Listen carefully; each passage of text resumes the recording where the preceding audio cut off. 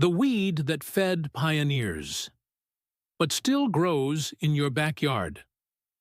It grows at the edge of gardens, in the cracks between flagstones, along fence lines, and in the corners of fields that have been left unattended for a single season.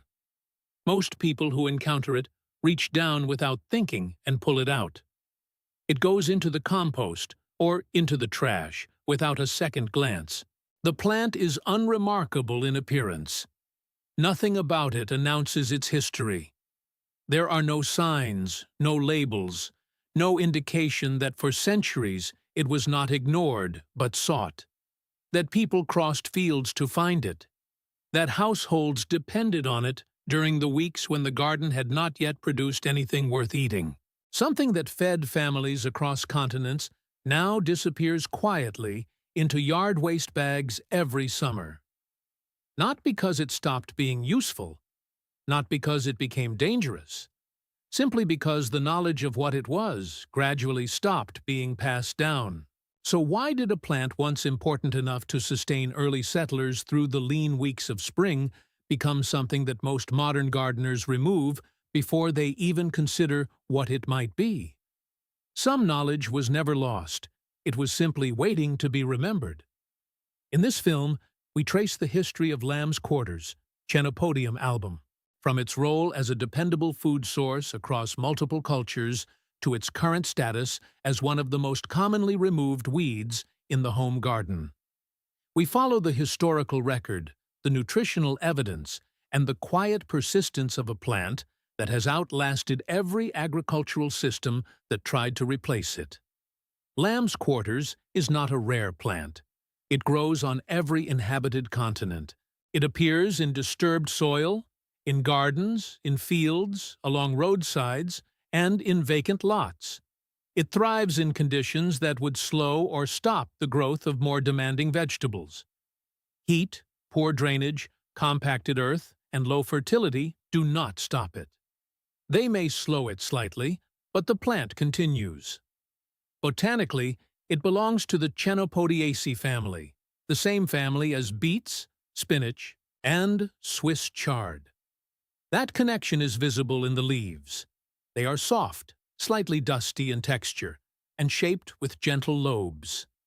When young, they have a faint silvery or white coating, a natural waxy layer that gives the plant one of its older regional names, white goosefoot. The flavor, when the leaves are eaten raw or cooked, is mild and green, similar to spinach, though with a slightly more mineral quality.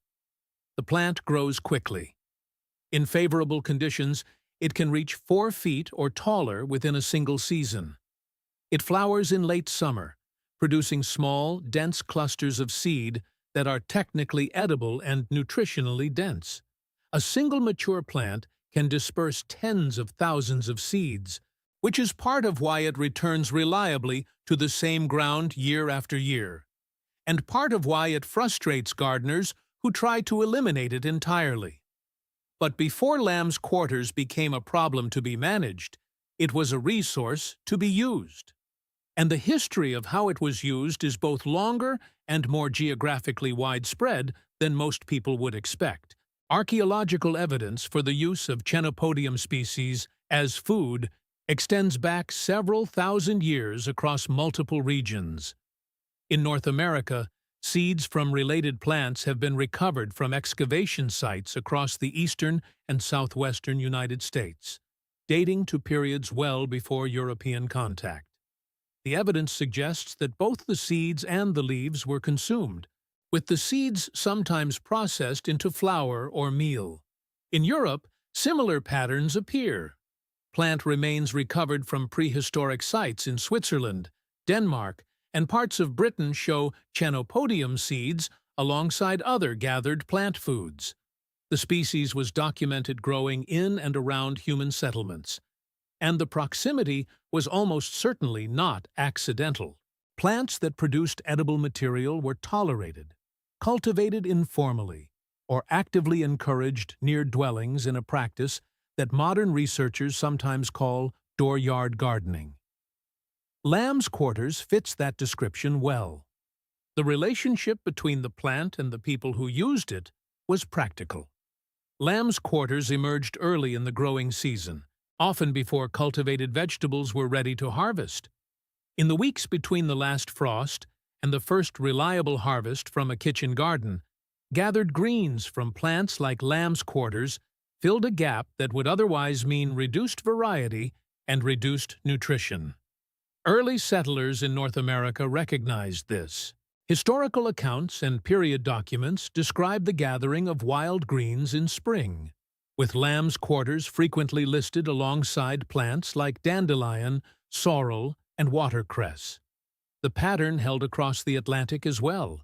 In parts of rural Europe, particularly in regions where winters were long and the transition to spring was a lean period for food, gathered greens were not considered unusual or a sign of poverty. They were considered sensible. A family that knew which plants emerged early and which were safe to eat was a family better positioned to maintain its health through a difficult season. What made lamb's quarters particularly useful was not just that it was edible, but that it was nutritionally substantial. Modern laboratory analysis of Chenopodium album leaves reveals a composition that compares favorably to spinach and other cultivated greens. The plant contains meaningful concentrations of calcium, iron, potassium, and vitamins A and C. The protein content of the leaves is relatively high for a leafy green, and the plant provides dietary fiber as well. The seeds tell a related story. The genus Chenopodium includes quinoa, Chenopodium quinoa, a plant cultivated for thousands of years in the Andean highlands of South America, and now grown and sold globally as a high-protein grain substitute. Quinoa and lamb's quarters are close botanical relatives.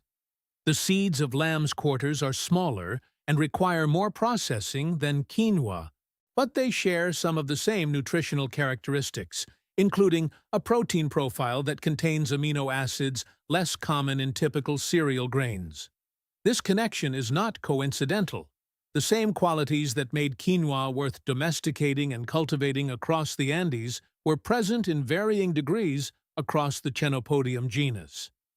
In North America, archaeological evidence suggests that a related species, Chenopodium berlandieri, was cultivated as a grain crop in parts of the eastern continent before being largely abandoned, with the shift attributed to the spread of maize agriculture, which offered greater yields under intensive farming conditions. What this means in practical terms is that lamb's quarters, the plant that grows uninvited at the edge of a modern garden, is not far removed botanically or nutritionally from plants that agricultural systems once considered worth cultivating. The distance between a weed and a crop is often a matter of context, rather than inherent quality. The transition that moved lamb's quarters from useful plant to dismissed weed happened gradually, and it happened for reasons that were largely structural rather than based on any particular judgment about the plant itself. As agriculture became more organized and specialized across both Europe and North America, the value placed on gathered or foraged plants declined relative to cultivated ones. This was not an overnight shift. It happened across generations, driven by changes in land use, changes in the food supply, and changes in what counted as reliable provision. When cultivated vegetables became available through most of the growing season, the early season gap that lamb's quarters had historically filled became less significant. Canned goods, improved storage, and eventually refrigeration further reduced the practical need for gathered greens. A household that could purchase spinach or lettuce in early spring had less reason to know which wild plants were edible and nutritious. At the same time, the expansion of large-scale agriculture created a new context in which plants that grew without invitation were primarily understood as competitors. In a field planted to a single cash crop, any other plant growing in that space was a problem to be eliminated. Lamb's quarters, which grows quickly and competes effectively for soil nutrients, became an agricultural weed. a designation that has more to do with economics and land management than with the plant's inherent characteristics. The knowledge did not vanish entirely. In parts of the world where traditional food practices remained central, lamb's quarters and its relatives continued to be gathered and eaten. In South Asia, the plant is known by various regional names and consumed as a cooked green, sometimes referred to in English as bathua. In parts of Central Asia and the Middle East, related species have remained part of traditional diets. In Mexico and Central America, Chenopodium species are still gathered and prepared in some regions, continuing practices that predate colonial contact. In the first link of the description, there is a practical guide for those who want to learn more about identifying and cultivating these plants alongside their regular gardens. But in much of the industrialized world, particularly in North America and Western Europe, the transmission of knowledge about lamb's quarters stopped somewhere in the 20th century. Not because anyone decided it should stop, but because the circumstances that had made the knowledge useful were replaced by circumstances that made it seem unnecessary. What happens when that replacement is not as complete or as secure as it appears? This is the question that has brought renewed attention to plants like lamb's quarters in recent years, though the attention has come from a different direction than simple nostalgia. Researchers studying food system resilience, the capacity of food supplies to remain functional under conditions of disruption, have taken an interest in traditional and foraged plant foods, not as alternatives to modern agriculture, but as complements to it. The argument is not that people should abandon cultivated vegetables for gathered weeds. It is more modest than that. It is that a food system in which most people lack the knowledge to identify even the most nutritious and common edible plants growing around them is a food system with a particular kind of vulnerability. Not a dramatic vulnerability, but a quiet one. Small-scale growers working outside mainstream commercial agriculture have also contributed to a renewed interest in plants like lamb's quarters. Gardeners and farmers practicing low-input or regenerative approaches have found value in plants that produce without requiring much in return. Lamb's quarters does not need to be sown. It does not need to be fertilized. It tolerates neglect. For a small garden aiming to produce food with minimal external inputs, a plant that volunteers reliably and provides a nutritious early-season green is genuinely useful. Some seed companies now offer cultivated varieties of Chenopodium album selected for larger leaves and more compact growth, marketed as garden greens rather than as curiosities.